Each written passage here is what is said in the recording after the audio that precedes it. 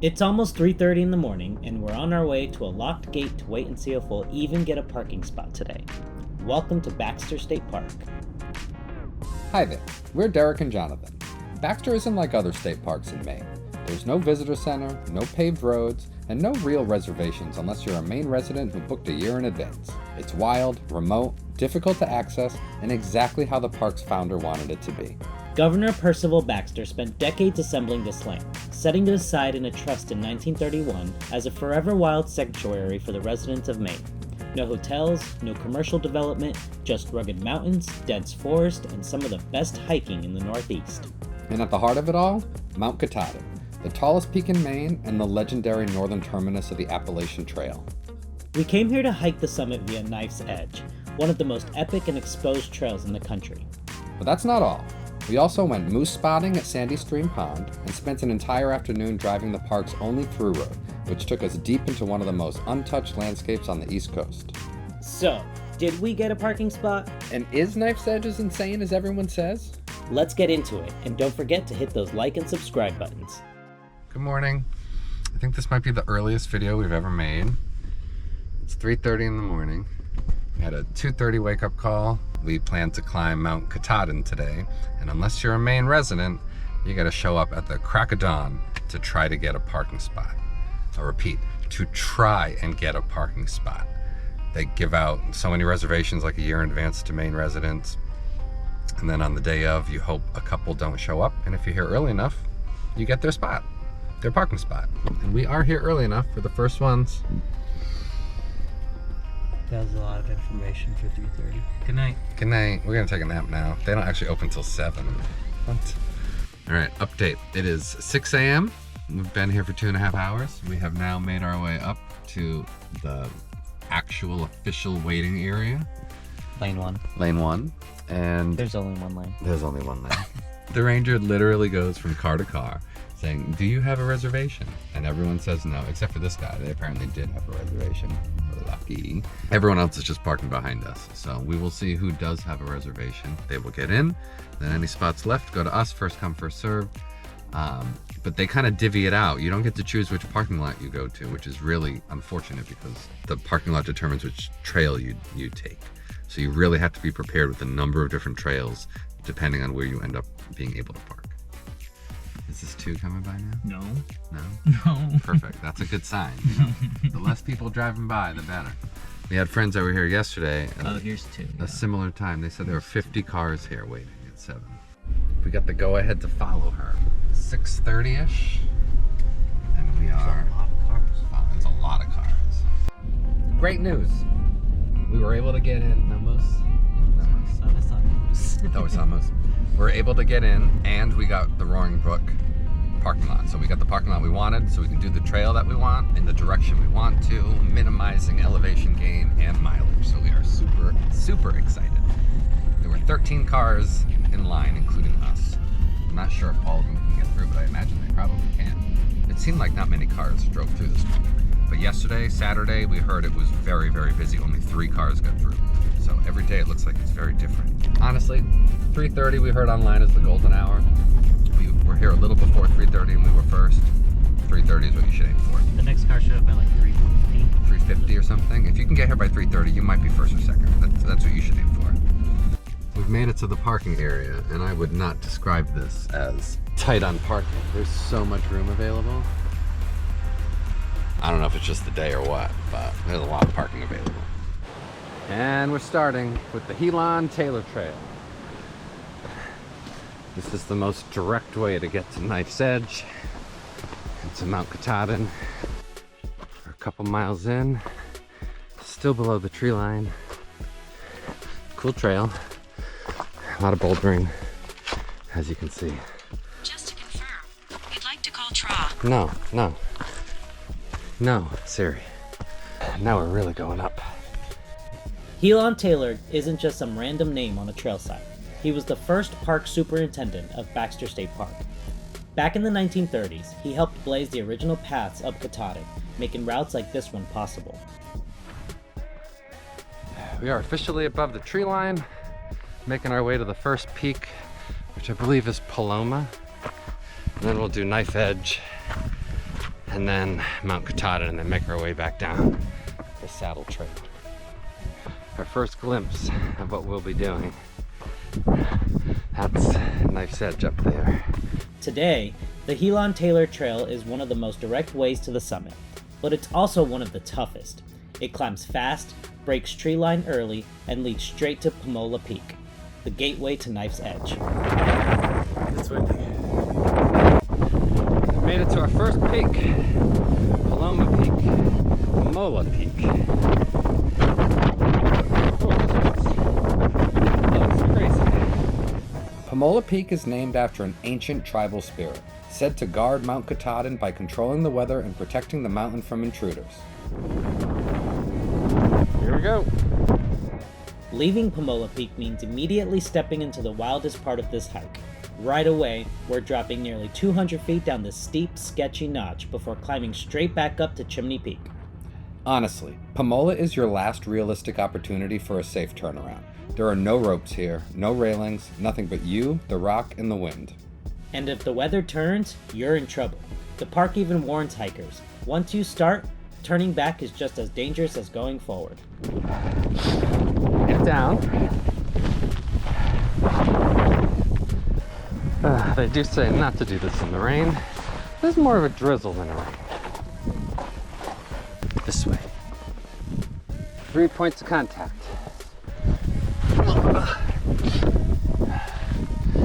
That's a reach right there. Yeah.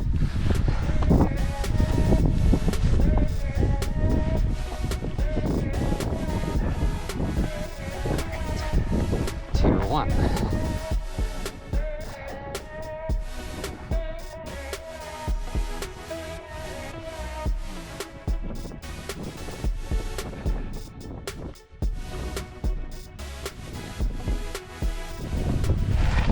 That way. I gotta go above you, so. Yeah, you go first.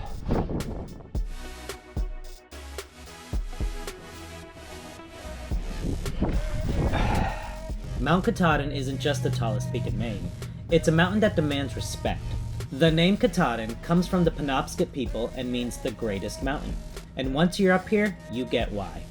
This entire mountain is actually part of a massive ancient volcano. It formed over 400 million years ago, and what's left today is just the hardened core. Chimney Peak. Whew! This one was fun. This is Knife's Edge. This is Knife's Edge. How about that? Yeah. Oh, Jesus, look at this. Unbelievable. That is where we just came from. Absolutely crazy.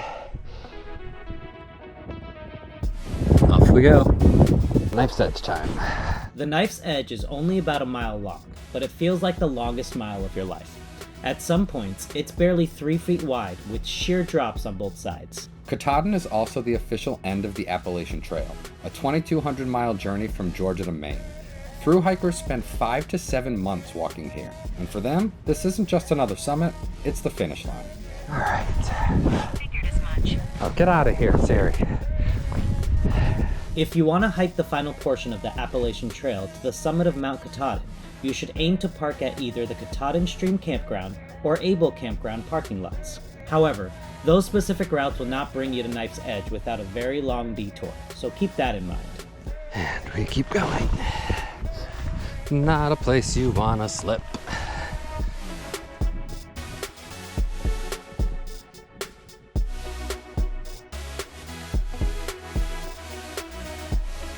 Woo-wee! That's a drop. At this point in the hike, we're running on pure adrenaline. You don't stop to think about how high up you are, until you glance to the side and realize, yep, that's a straight drop. Wow. So we're following these blue markers, top of this ridge, which they call Knife's Edge. And there's a cliff that way, cliff that way, and there's Derek. At least the wind died down. Yes, it was very windy earlier, so we're glad it stopped because This is like 1,000 times better than before.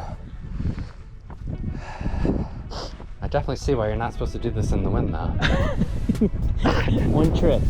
Yeah. You go down. Far. I would say this is more scary than Angel's Landings, or equally. Equally, I guess? I think equally. Equally. I think it might not be as tall. The drop might not be as tall. But it is sheer on both sides. But guess what? You'll die on both of them. Yeah, you will.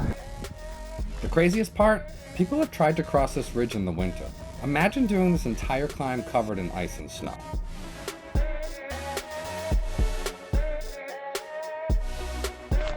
All right, recap of what we just did. That is Pamola Mountain Peak. That is crazy. There was a drop and a saddle. We went up to Chimney Point, and then we had followed this ridge all the way here, following these little blue lines. So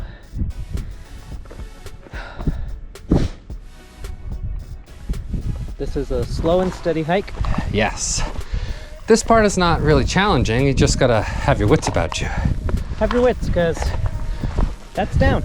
It's a little technical, but it's not challenging. You don't have to like muscle it up here.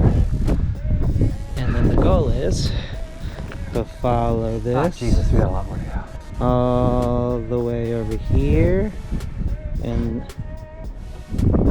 that's the peak. They say the most dangerous part of the knife's edge isn't the wind, the exposure, or even the scrambling. It's the fear. If you freeze up, panic, or second guess a step, that's when things could go wrong.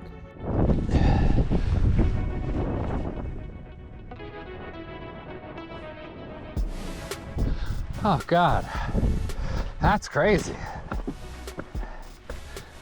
This is more intense than Angel's Landing. There's no chains.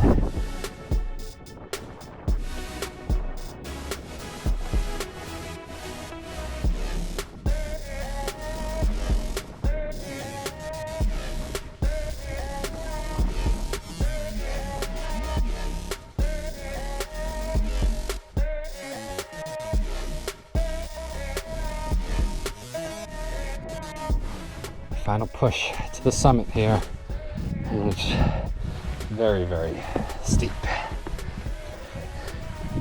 Look at how cool that looks from here. So that right there is Knife's Edge. You kind of see, oh sorry, my finger's huge. Someone right there on the edge of it. It's 5x zoom right now. Look at this. We've already done all that. Now we just gotta get to the top of this little summit right here, and then make our way down, stop at the little lake down there. The final scramble to Katahdin summit is steep, exposed, and absolutely unforgiving. But once you've made it this far, it feels like a piece of cake. Yeah.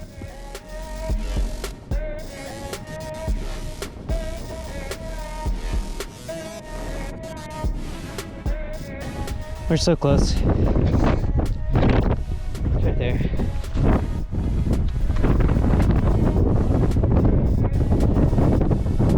There's Eric.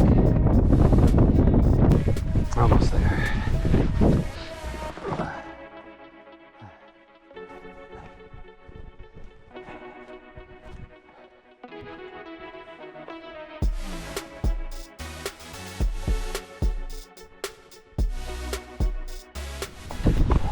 We did it.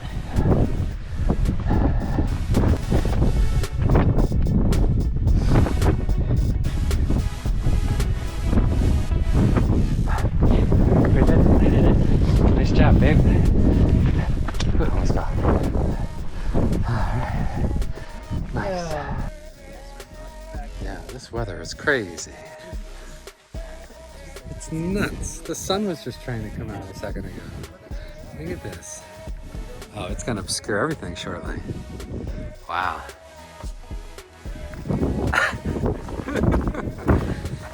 This is the easiest route down from Katahdin, but easy is a relative term. It's still a long descent, with loose rock and some technical sections before it levels out near Chimney Pond. But at least now, gravity's on our side. That is beautiful. They all move. Everything here moves. This is the part of the hike where you twist your ankle. Knife's Edge.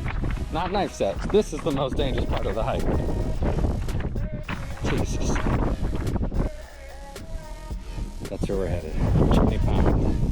And from there, we gotta go around back to the campground where our car is. We've made it to Chimney Pond. Finally.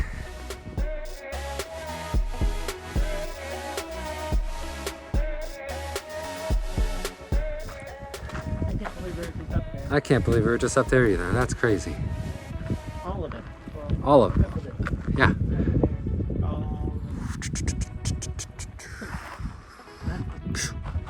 That's nuts. Did you sign out? Yes. Yeah, look at the map. It's pretty cool. To look at it and see what we did. So this is why it's a gradual all the way up. That's what we did. Oh, I This. see. Or this. Yeah. So we go all the way up, nice edge. And then instead of going down this steep one, Cathedral. we went down this. Saddle, which is a little bit better, but this is very steep right here. Like the other option was to go all the way to Hamlet Peak and then come back. But that, I think that would have been too much. This is called Dry Pond. It's not dry.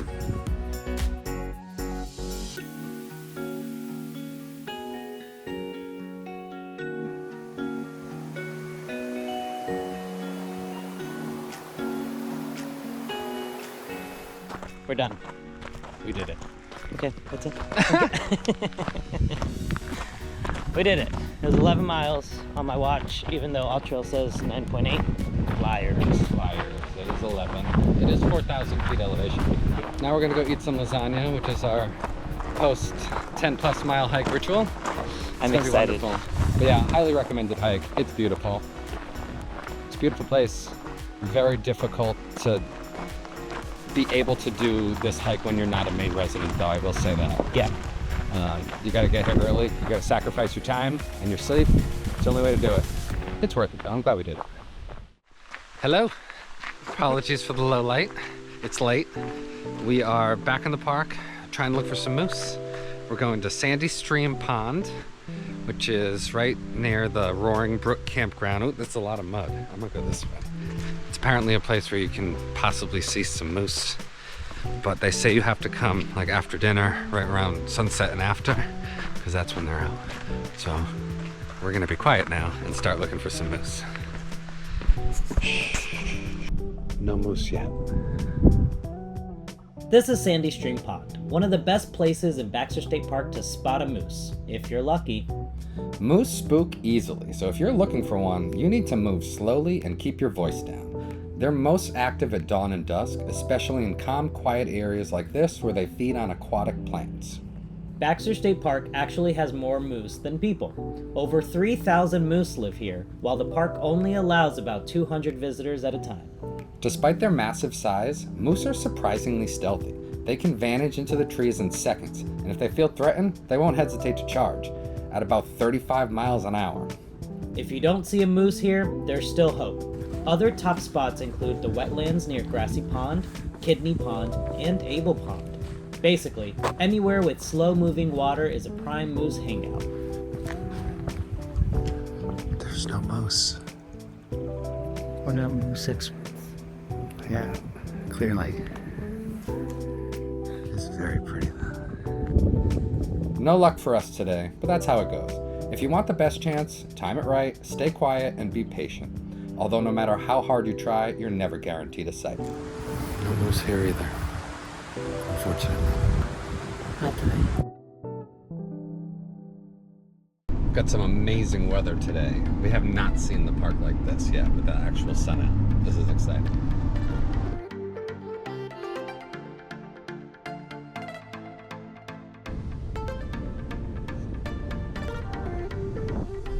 Do you see how pretty that is? So the same ranger has been working every afternoon when we come. She's amazing. I'm gonna try to record the next interaction with her.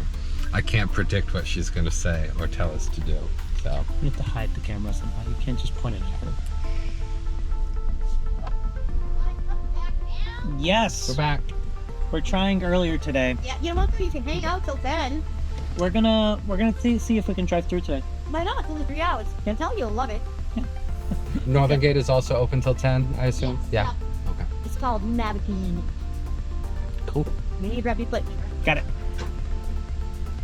Well, you know, just like, I mean, there's a lot of bear running around. There's actually a bear down there. They're trying to tell me if he's out there, they're going to run me.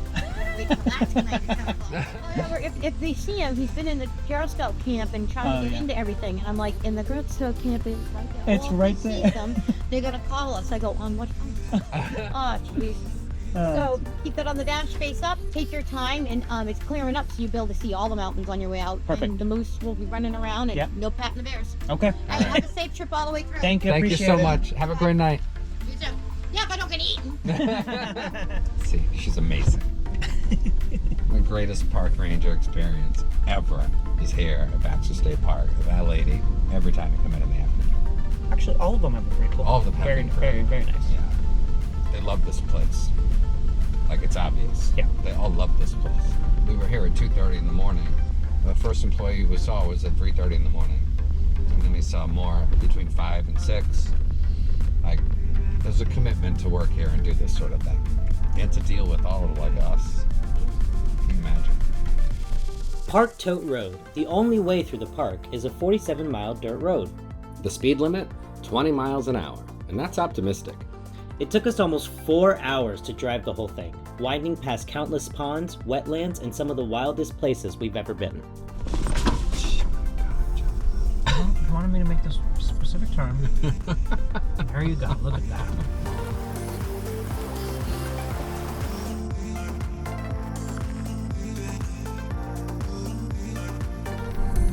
I don't know what mountain this is, but this is the most the trees have opened up since we've left. And we're about an hour into this drive, and we're back in the trees. Baxter was designed to be rugged and untamed, and that's what makes it incredible. But our time here is up. Next, we're heading to New Hampshire, and let's just say our luck with moose sightings is about to change. You think that's an otter? What else is that? A beaver? A beaver, maybe? I don't know, but the backdrop is Oh no, it's a beaver. unbelievable. Look at this.